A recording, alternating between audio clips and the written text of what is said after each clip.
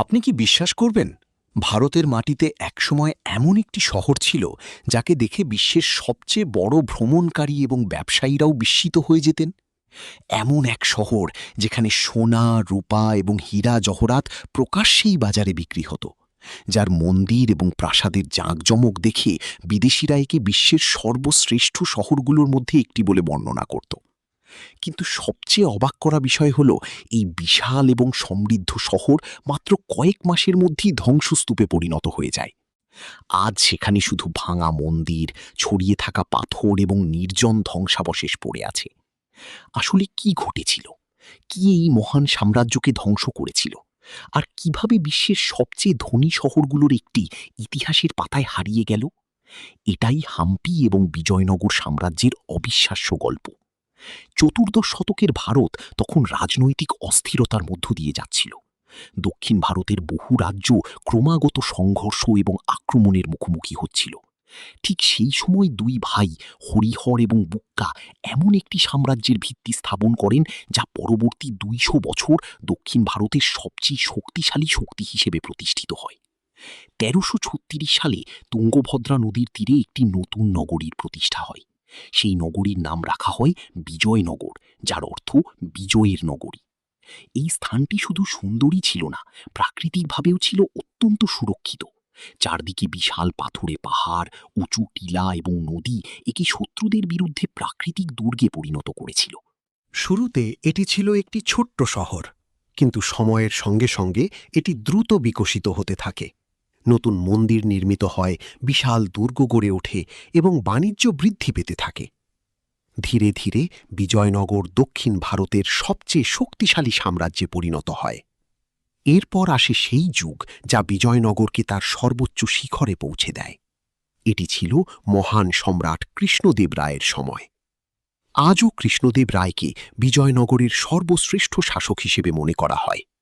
তাঁর শাসনামলে সাম্রাজ্য শুধু সামরিক শক্তিতেই নয়, সংস্কৃতি, সাহিত্য, শিল্পকলা এবং বাণিজ্যেও অসাধারণ উন্নতি সাধন করে।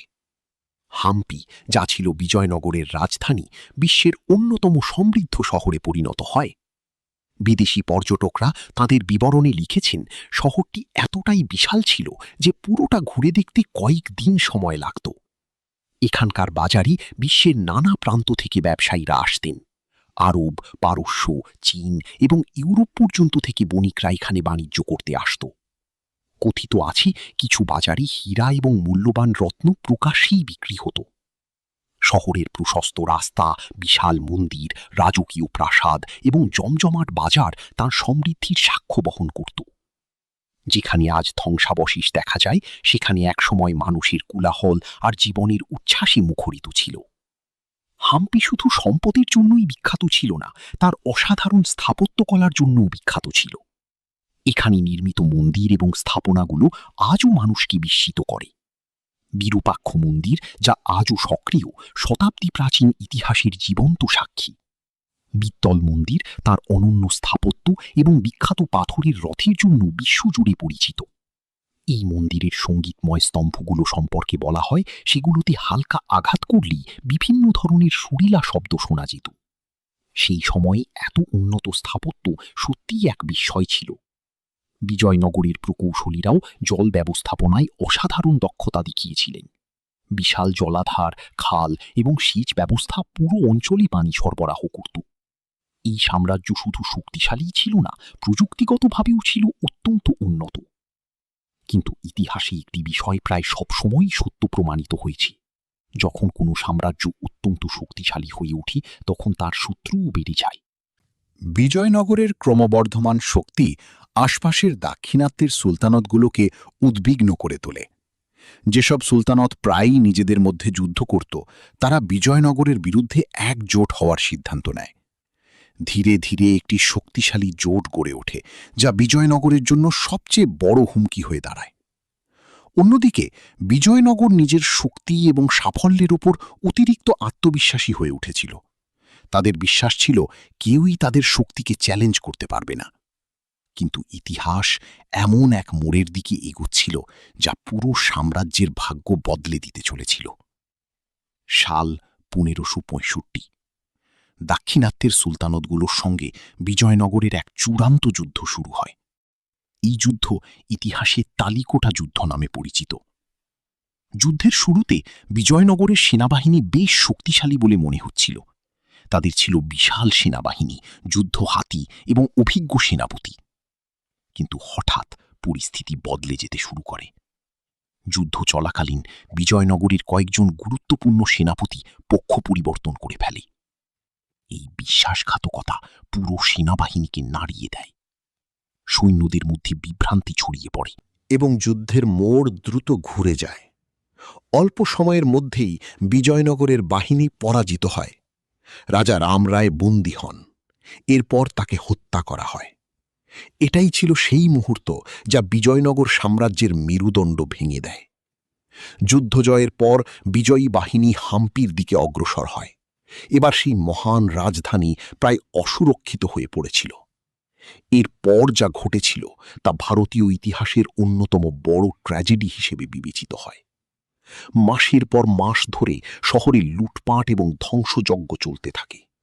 প্রাসাদগুলো পুড়িয়ে দেওয়া হয়, বাজারগুলো লুট করা হয়, অসংখ্য মন্দির ক্ষতিগ্রস্ত হয়, অমূল্য ধন সম্পদ এবং মূল্যবান বস্তু লুট হয়ে যায়। যে শহর একসময় সমৃদ্ধি এবং ঐশ্বর্যের প্রতীক ছিল তা ধীরে ধীরে ছাই এবং ধ্বংসস্তূপে পরিণত হয়। মানুষ নিজেদের ঘরবাড়ি ছেড়ে পালিয়ে যায়, বাণিজ্য বন্ধ হয়ে যায়। আর যে মহানগরী একসময় লক্ষ লক্ষ মানুষের বসবাসে মুখর ছিল তা পরিণত হয় এক নির্জন নগরী। সময় কেটে যায়, শতাব্দী পেরিয়ে যায়, কিন্তু হাম্পির ধ্বংসাবশেষ আজও সেই মহান সাম্রাজ্যের গল্প বলে। ভাঙা মন্দির, বিশাল পাথর এবং অবশিষ্ট স্থাপনাগুলো আজও মনে করিয়ে দেয় যে এখানে একসময় বিশ্বের অন্যতম সমৃদ্ধ এবং শক্তিশালী সাম্রাজ্যের শাসন ছিল।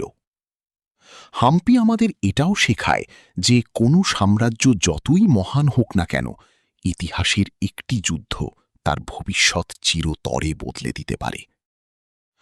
আজ বিশ্বের নানা প্রান্ত থেকে লক্ষ লক্ষ মানুষ এই ধ্বংসাবশেষ দেখতে আসে।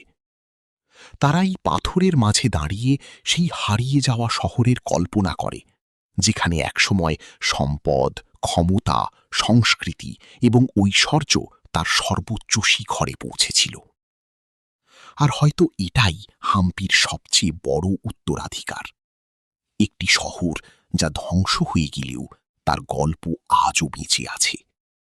আর যখনই কেউ এই নীরব ধ্বংসাবশেষের দিকে তাকায়, তার মনে একটাই প্রশ্ন জাগে, সত্যিই কি এখানে একসময় বিশ্বের অন্যতম শ্রেষ্ঠ শহর ছিল? আর ইতিহাসের উত্তর হল হ্যাঁ, অবশ্যই ছিল। Before we move on, don't forget to like this video and subscribe. It really helps the channel grow.